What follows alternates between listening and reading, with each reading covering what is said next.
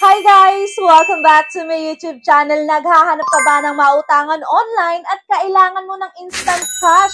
Naku, tamang-tama dahil meron na naman po tayong isi-share na isang bagong-bagong loan app. At based dito guys sa kanilang ads, up to 30,000 pesos daw po ang ating pwedeng mahiram. And ang arrival time talaga guys ang nakalagay dito, only 3 minutes lang daw guys, nasa sa atin na yung cash. Kung manghihiram ka daw po ng 10,000 pesos, ang magiging repayment mo is 10,700 pesos. At kung 20,000 naman ang kailangan mo, ang magiging repayment mo is 21,500. Kung malaki-laki naman guys ang kailangan mo talaga, which is 30,000, ang magiging repayment mo naman daw po is 32,700 pesos. At kung first time ka nga pong manghihiram at nakita mo yung kanilang ads na ganito, nako, mapapaklik ka talaga, di ba? Kasi ang ganda ng kanilang ino-offer. Pero guys, huwag nyo muna siyang i-install. Huwag muna kayong magpapadala sa mga ads na yan kasi hindi talaga natin alam kung ano ba yung kanilang ino-offer talaga. Kaya naman ngayon, susubukan natin kung totoo nga ba itong kanilang nasa ads. Legit nga bang utangan itong loan app na to? So, okay nga ba talaga ang repayment amount? Okay ba ang interest? Pagdating ba sa loan terms, ilang araw ba talaga natin siyang babayaran? Kaya naman guys, kung gusto mong malaman, just keep on watching. But before that guys, baka gusto niyo pong sumali sa ating pag-Gcash giveaway. So dito po sa video natin na to, mamimili po ako ng 1 lucky winner at mananalo ng 100 pesos.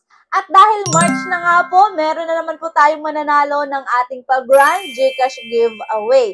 At ngayon guys, binago ko na ha, dahil ngayon, 3 na po ang mananalo sa ating pag-grand Gcash giveaway at ang kanila pong mapapanalunan is 500 pesos. So, ayan, di ba? Para naman dumami guys yung mga mananalo and marami din po yung ating mabigyan ng ating pag-Gcash giveaway. So, guys, first week of March pa lang, kaya wag na kayong magpahuli kasi baka malay nyo, di ba?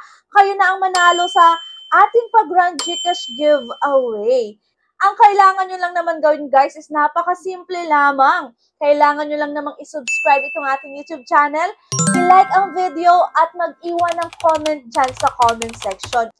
Back to the topic na po tayo guys. Ang pag-uusapan po nating loan app for today's video ay si Pera.ph Tala Online. So guys, huwag kayong malilito kasi hindi po ito yung si Tala na pwede po nating ma-download sa Google Play Store. So ito guys yung original na Tala at ito po si Pera.ph Tala Online. So ngayon guys, ako po muna ang susubok and kung okay sa inyo yung kanyang ino-offer, saka lang po kayo mag-decide kung mangungutang kayo dito o hindi. And disclaimer lamang po, hindi po tayo agent or promoter ng any online lending application na ating nire-review dito sa ating YouTube channel. Nag-share lang po tayo ng ating personal experience para po makapagbigay ng konting information and also awareness na din po. Kasi ngayon talaga sa mga loan app, napakahirap na po makahanap ng mga legit na mautangan. So, Pera.ph Tala Online. So, dito guys, ang kanya pong developer ay si Regina Jan Manalo. And ito nga po is pwede lang po natin ma-download sa App Store. So, based dito naman sa kanyang ads guys. So, ayan, Pera.ph, income and expenditure at a glance, multiple categories for custom selection, support to upload picture, custom, selection date, another way of bills, and so, ayan guys. So, medyo magulo to kanyang ads ha guys.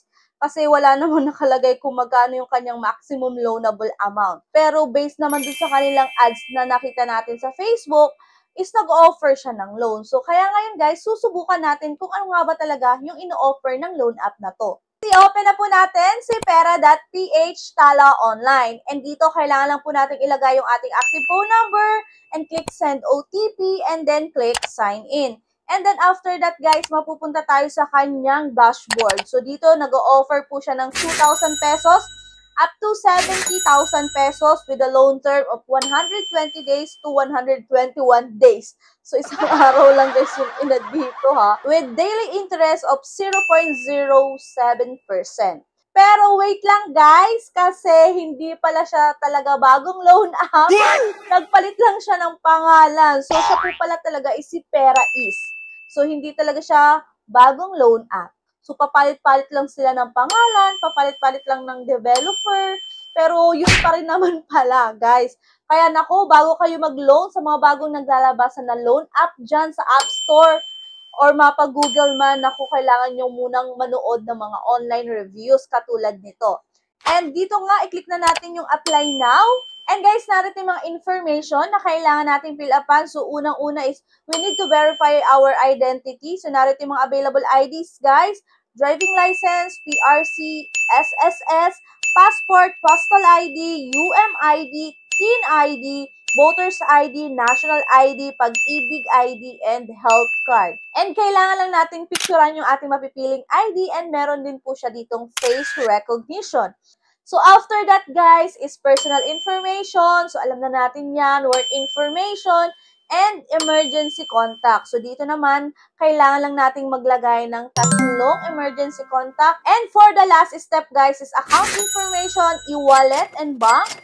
Sa e-wallet, pwede po si GCash, PayMaya, GrabPay, Shopee, and OmniPay. And then, ayan guys, narito na yung offer sa akin ni Pera is na kung saan nag-change siya ng pangalan at naging Pera.ph. May patala-tala online pa siyang nalalaman, di ba?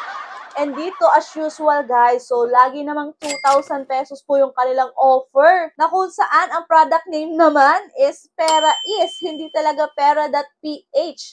And loan amount nga, 2,000. So, interest is 0. So, may pa 0 interest pa siya. Pero bumawi naman siya, guys, sa kanyang service fee, which is 800 pesos. Wala na siyang other fee. Service fee lang, guys. And ang marireceive na lang po natin is 1,200 pesos. Pagdating naman, guys, sa kanyang loan term, nako, huwag nyo nang asahan yung 120 days or 121 days kasi 7 days lang talaga. So, ano, guys, sa palagay nyo? Okay ba tong loan app na to? Kung kayo, guys, mangungutang ba kayo dito sa loan app na to? Pero para sa akin, guys, hindi ko i-recommend sa inyo yung mga ganitong loan app na kung saan papalit-palit ng pangalan, pare-parehas lang naman yung kanilang service fee na kung saan nga ang tataas, diba? Which is 800 pesos. Ang laking pera na, guys, ng 800 pesos, diba? So, that's all for today's video, guys. So, sana po nabigyan ko kayo ng konting information about dito sa loan app na to. So, ngayong alam nyo na kung anong mabang ino-offer ng loan app na to. So, kayo na lang po mismo ang magdi-decide kung magta-try kayo o maglo-loan kayo sa loan app na to. So, yun lang, guys. At kung hindi ka pa po nakasubscribe sa ating YouTube channel, mag-subscribe ka na, i-like na itong video, at mag-iwan na ng comment dyan sa comment section. So, yun lang, guys. Bye-bye na po muna. Thank you for watching, and see you on my next vlog. Bye!